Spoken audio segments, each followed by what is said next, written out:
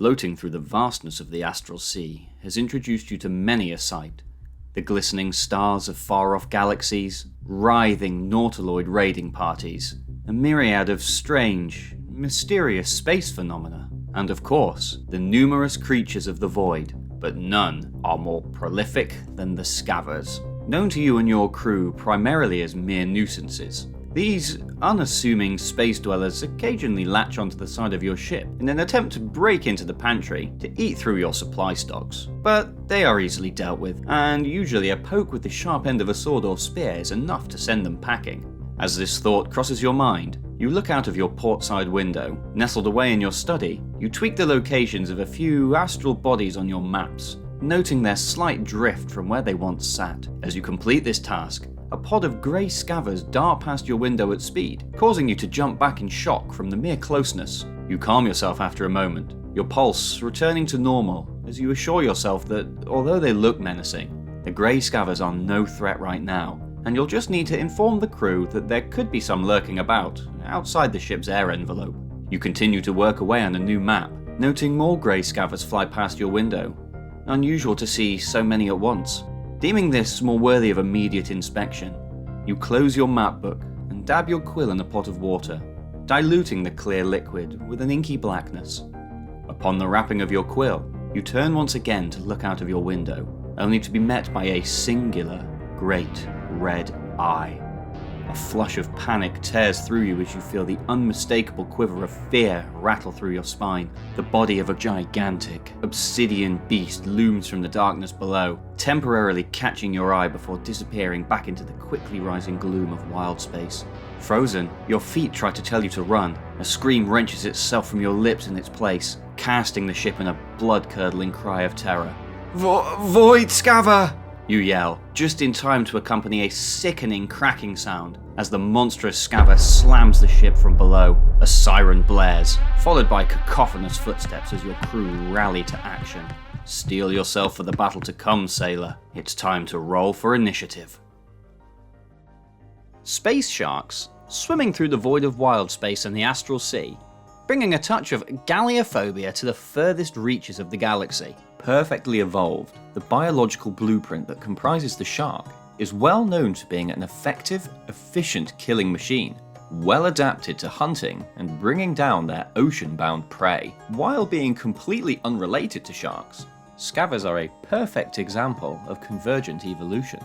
Proof that this superb evolutionary concept isn't limited to the briny depths, and works just as well in the vastness of Wildspace and the Astral Sea. Scavvers come in several varieties, each having adapted to fill a particular niche in their zero-G habitat. Up first is the grey Scavver, the smallest and most common of the bunch. These small, fry grow to around 6 feet in length and spend their days prowling around in search of smaller morsels that they can snap up and consume without having to go to the effort of actually hunting. Due to their size, grey Scavvers tend to travel in packs of between 3 and 10 individuals. This allows them to achieve safety in numbers. However, if a pack grows too large or a food source decreases to the point it becomes unable to support the number of Scavvers in the school, the most dominant Scavvers will frighten away the weaker members, ensuring that the pack remains at its strongest. Presumably, the grey Scavvers were among the first of their species to be discovered, with the name Scavver directly referring to the fact that these things are well-known scavengers,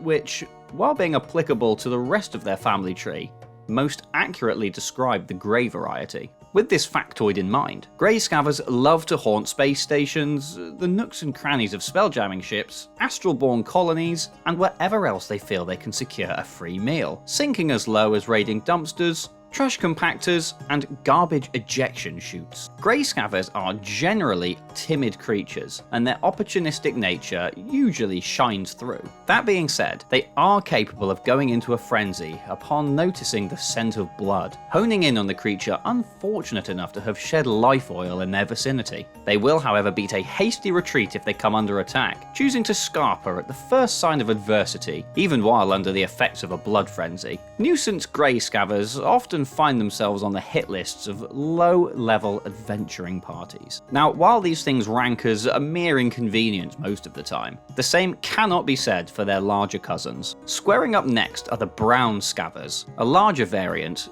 these guys come in at around 10 feet in length and boast a far larger threat than that of the grey Scavvers. While the greys lack any particularly striking abilities, the browns are far more capable, their evolutionary makeup providing them with a hyper-extendable gullet that allows them to completely swallow a medium or smaller creature in one horrendous gulp. A creature slurped up by a brown Scavver is both blinded and restrained, and to make matters even worse, the throat and stomach of the brown variant contain a toxic gas that clogs up the lungs of anything unfortunate enough to find itself lodged in this pit of Pistrian despair. The poisonous gas found within the brown Scavver deals 13 or 3d8 poison damage per turn, with no saving throw allowed. It's not all doom and toxic gloom, however, as it is possible to escape from a brown Scavver's toothy embrace. If the Scavver takes 15 or more damage from a creature inside it, the Scavver must succeed on a DC 20 Constitution saving throw at the end of that turn,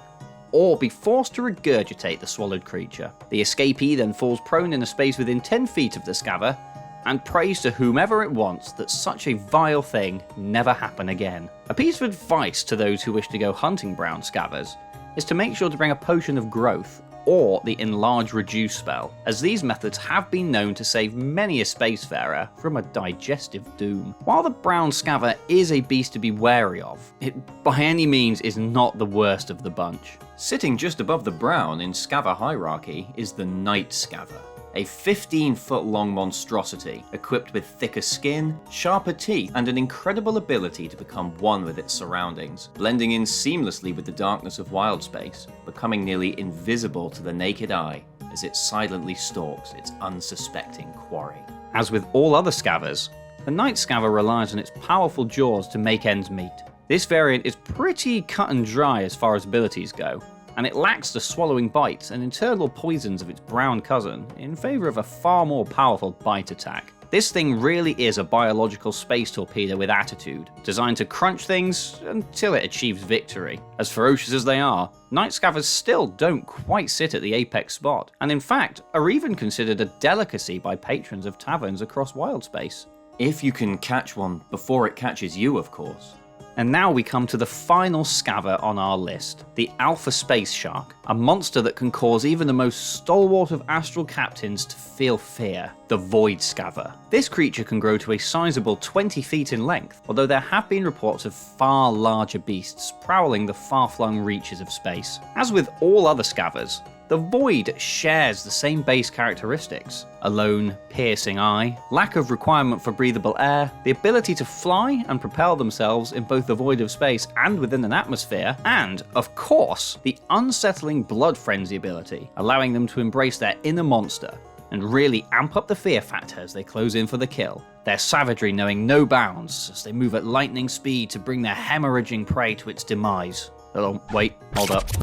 So in Rules as Written, only the Grey and Night Scavvers have the ability to enter a blood frenzy. Well, that seems off to me, so I'm going to include some homebrew for this next part, and say that all Scavvers have the blood frenzy ability. This allows them to attack at advantage if their target is missing any hit points, and really just makes them a little bit more dangerous and terrifying to face. Anyway, back to the script. The Void Scavver does have its own unique ability, and has evolved to the point where it has adapted its eye to become a weapon of sorts. The Void Scavver can emit a beam of invisible light from its optical cannon, targeting a single creature within 60 feet. On a failed DC 16 Wisdom saving throw, the target is implanted with visions of horrific, sharky horror, rendered frightened until the start of the Scavver's next turn. The Void Scavver also possesses an incredibly strong bite, while also retaining the swallowing bite ability, as showcased by the brown Scavver, but amping it up with an increased escape DC, switching out poison gas for corrosive acid, and having more sturdy internals, making it more difficult to hack out of its stomach from the inside. Its huge size also makes it more difficult to use spells to escape from, effectively countering a medium creature's use of Enlarge, Reduce, or Growth. To top off this entry, the Void Scavver is a truly relentless hunter,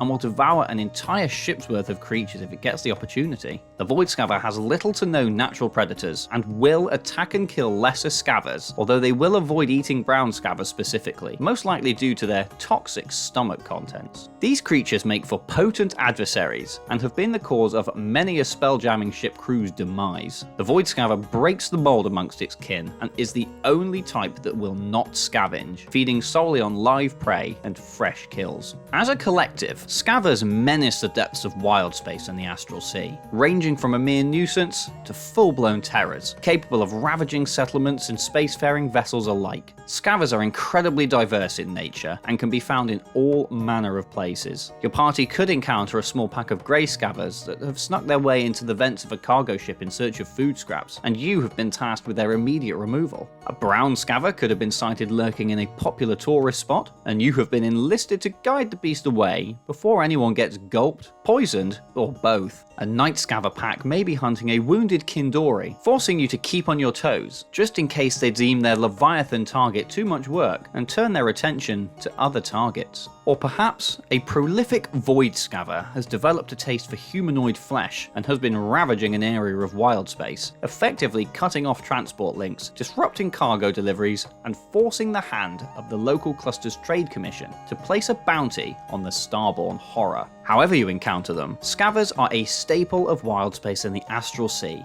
cropping up in every possible location from time to time. If you are adventuring in space, chances are, sooner or later, you will bump into a Scavver or two. With their incredible variety, Scavvers make for great monsters for parties of any level to face, and creative DMs should also feel free to homebrew their own Scavvers, as their sheer adaptability has doubtlessly led to many an undiscovered variant, swimming their way menacingly through the cosmos. For example, you could take the blueprints of some existing sharks and adapt them for a life in space. A cookie cutter Scavver could use its circular jaws, in combination with an acidic spit, to chew its way through the hull of a spelljamming ship on their never-ending hunt for scraps. The goblin Scavver could have evolved an extendable jaw, allowing it to jettison its maw to grab its target from a distance. And the Scavocoprion, taken from the prehistoric Heliocoprion, has evolved to use its bizarre jaw like a toothy whip, smashing it into its victim before reeling them back in to be swallowed up like some kind of heinous, jokes on you, reverse fishing in space.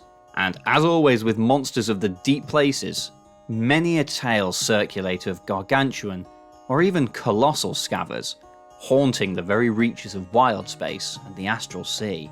And while never confirmed, it is certainly possible that a titanic behemoth of mountainous size and appetite exists somewhere out there, lurking in the void, waiting for its opportunity to strike.